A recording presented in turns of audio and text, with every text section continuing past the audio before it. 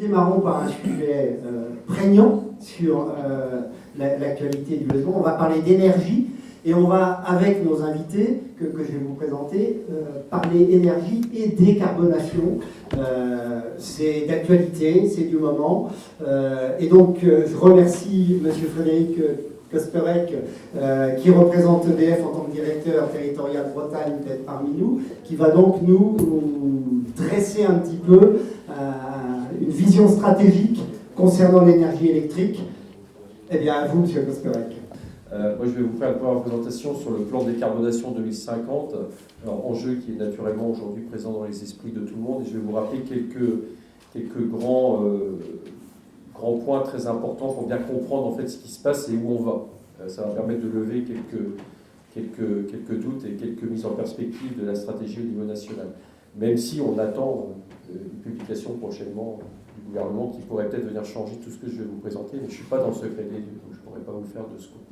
Alors, sur le plan décarbonation 2050, ce qu'il faut retenir, c'est qu'on a un objectif, effectivement, aujourd'hui, d'atteindre la neutralité carbone en 2050. Alors, c'est quoi atteindre la neutralité carbone ? C'est très simple, en fait. C'est en 2050, avoir zéro émission nette. C'est-à-dire que vous voyez sur la courbe, j'espère que vous voyez tous bien, je suis peut-être un peu loin, mais le plan de décroissance des émissions, des millions de tonnes de CO2 mis en perspective de 1990 à 2050. Et on voit qu'en 2017, on était à peu près dans les 500 millions de tonnes. En 2030, on a un objectif qui avoisine les 300 millions. Donc c'est déjà de baisser de 40% par rapport à la base de 1990. Bon, la trajectoire en pointillé, c'est celle vers laquelle on va. Donc autant vous dire qu'on n'est pas bon, pour être très clair. Et l'objectif 2050, aujourd'hui, c'est de développer également les puits carbone. Alors, je ne sais pas si ça parle à tout le monde. Mais en gros, on sait qu'il y aura des émissions carbone résiduelles qu'on ne pourra pas substituer. Donc l'idée, c'est de développer des solutions de captation carbone et de puits carbone.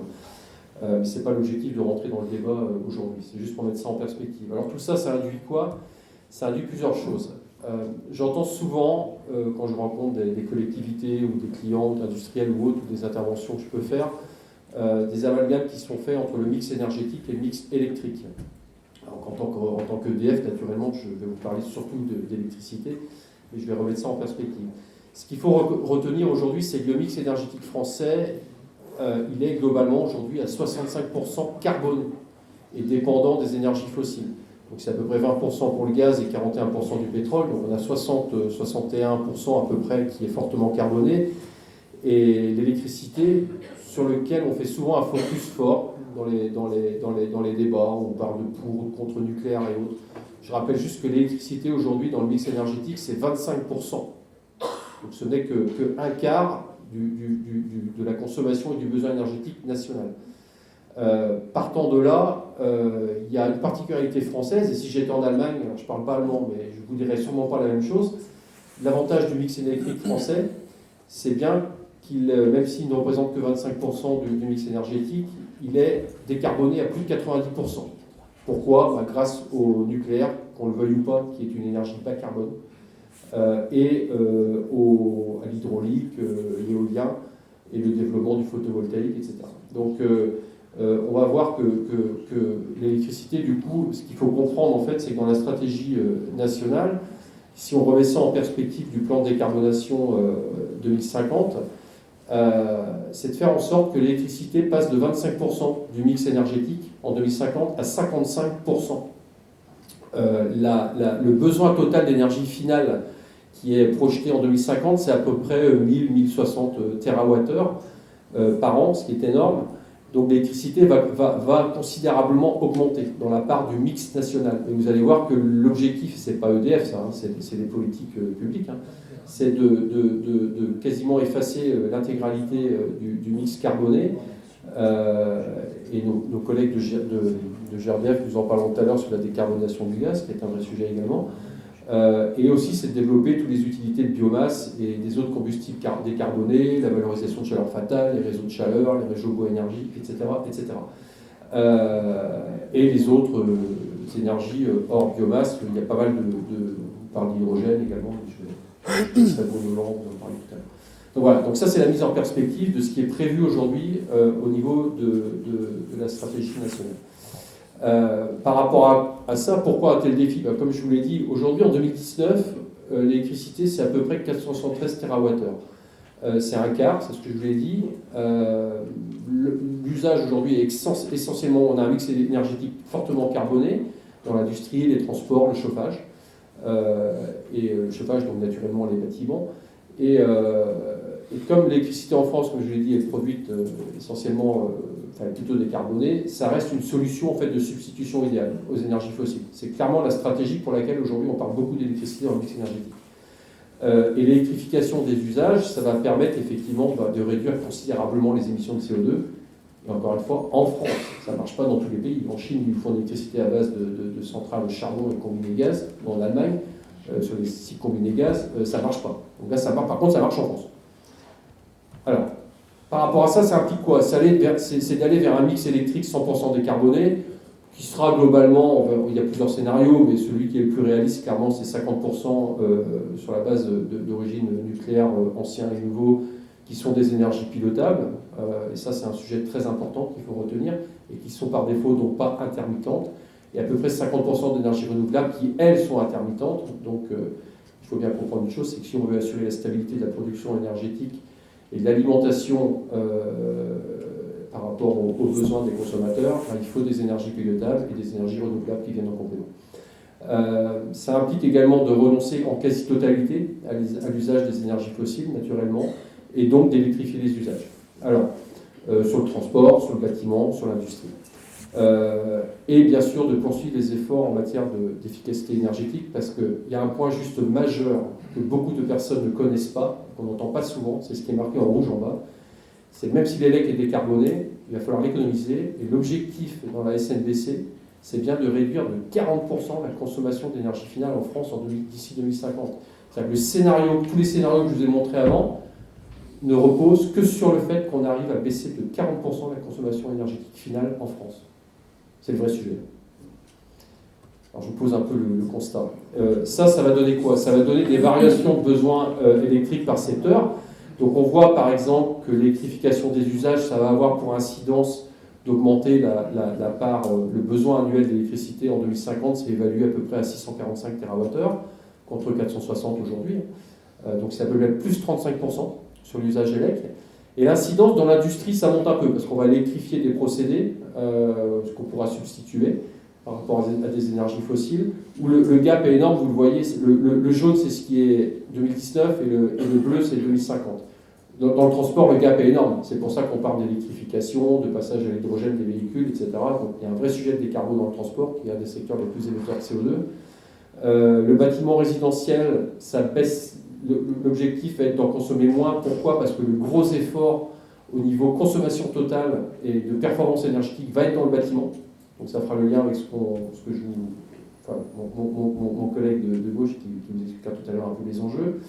Le tertiaire, ça augmentera un petit peu. Et l'hydrogène vert, vous voyez à peu près la tendance de l'hydrogène. Alors, l'hydrogène plutôt décarboné, parce que le vert, je pense que ça va être compliqué. Si vous voulez franchement mon avis.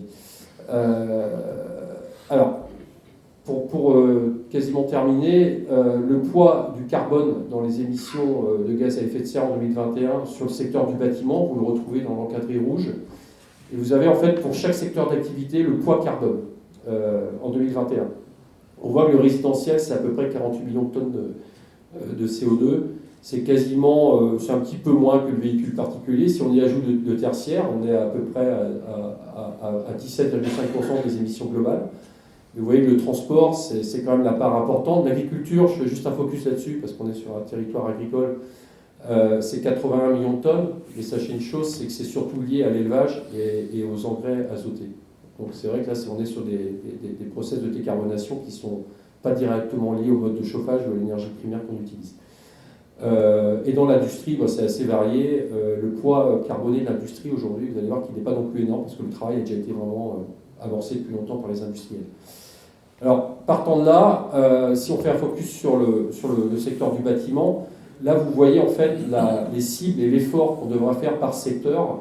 Je suis désolé du coup d'où vous êtes, vous ne voyez pas bien, mais globalement, en rouge, vous avez le secteur du bâtiment. On est en 99 à 93 millions de tonnes d'équivalent de CO2. En 2030, là c'est l'objectif 2030, c'est 30 millions de tonnes. Donc il va falloir qu'on divise par 3 dans le bâtiment. 2030, c'est dans 7 ans. C'est pour ça que la petite courbe en Poitiers n'est pas très bonne, parce qu'effectivement, il y a un vrai sujet là-dessus. Vous voyez que sur l'industrie, si on prend la situation 99 avec la situation 2022, ils ont déjà divisé par 2. Ceux qui ont vraiment le plus progressé, ce sont les industriels. Souvent, on dit que les industriels sont les plus gros pollueurs, et les émetteurs de CO2, c'est pas vrai. Ils ont déjà fait aujourd'hui le travail, une grosse partie du travail. Donc si je refais un focus sur le bâtiment, avant de terminer, donc l'objectif est bien par rapport à 2015, enfin par rapport à 2030, par rapport à 2015, c'est bien de baisser de 50% à peu près le poids carbone, avec un objectif de décarbonation complète en 2050. Alors je vais vous donner quelques pistes que je présente en général là-dessus. Bon, c'est naturellement recourir aux énergies décarbonées les plus adaptées à la typologie des bâtiments. Il y a des bâtiments où ce ne sera pas possible.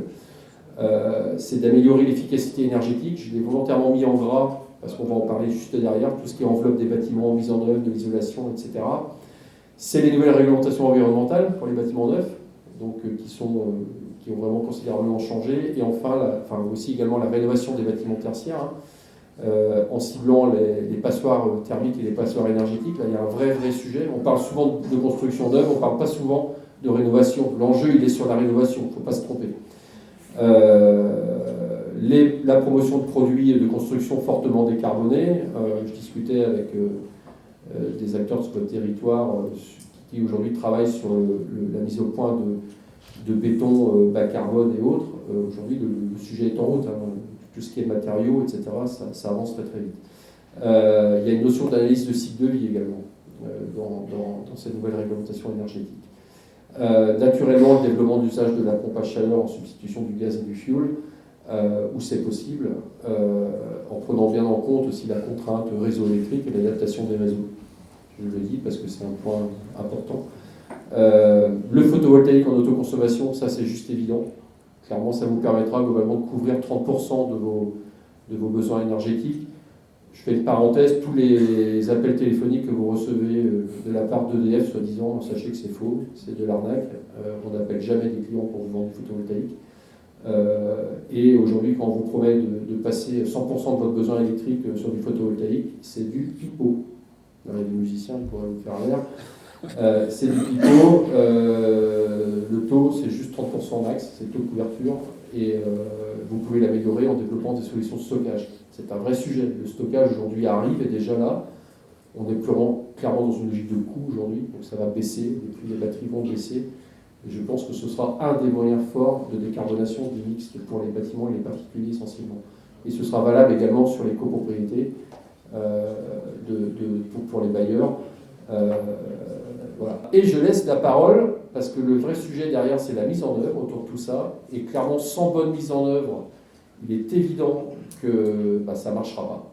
Et j'ai la chance d'avoir croisé, il n'y a pas très longtemps, quelqu'un qui s'appelle Christophe Serret, qui est du territoire, je vais essayer de dire d'où il vient, et qui a pas mal de missions au niveau national sur ce sujet, effectivement, de la mise en œuvre de l'isolation et de la rénovation énergétique. Et je lui passe la parole.